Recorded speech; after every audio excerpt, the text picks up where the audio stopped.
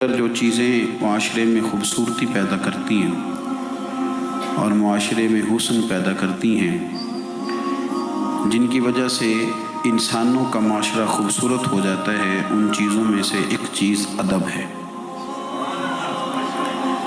جب آپ ادب کرتے ہیں، جب آپ احترام کرتے ہیں، جب آپ قدر کرتے ہیں، اس کی وجہ سے معاشرے میں سکون پیدا ہوتا ہے، اور جب آپ بے ادبی کرتے ہیں تو بے سکونی پیدا ہوتی ہے۔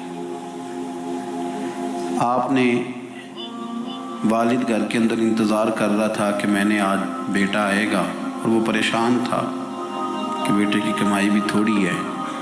اس کی بہن جو دور میں نے اس کی شادی کی ہے تو اس نے کچھ 1000 روپے مانگ لیے۔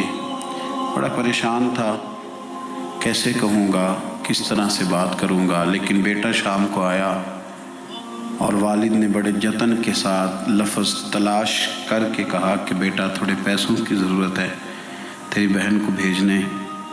تو بیٹے نے فوراً کہا کہ ابا جی آپ جھجکتے کیوں ہیں، ہر شے آپ کی ہے، آپ حکم کریں نا، میں ہر چیز پیش کرنے کو تیار۔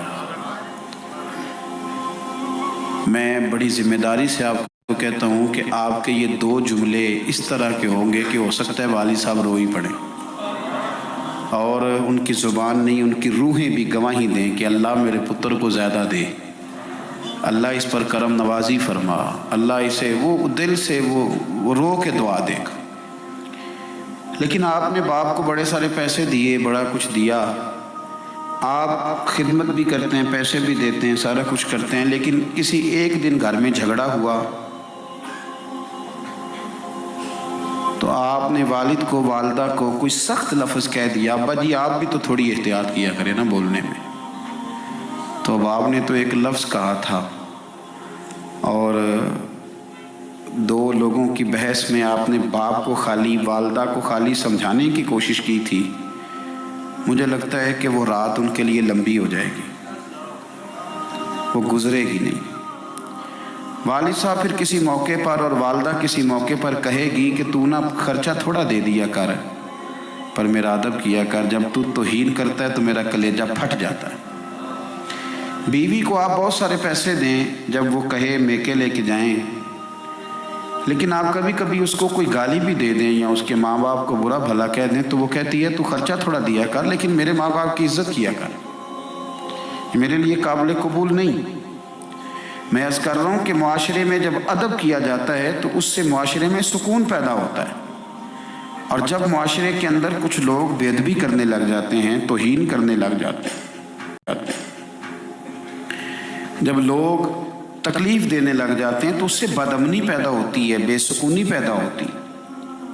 میرے عزیز، ہارون رشید بادشاہ کا یہ طریقہ تھا کہ جب بھی کوئی عالم، اور یہ بات لکھی اعلیٰ حضرت فاضل بریلوی نے،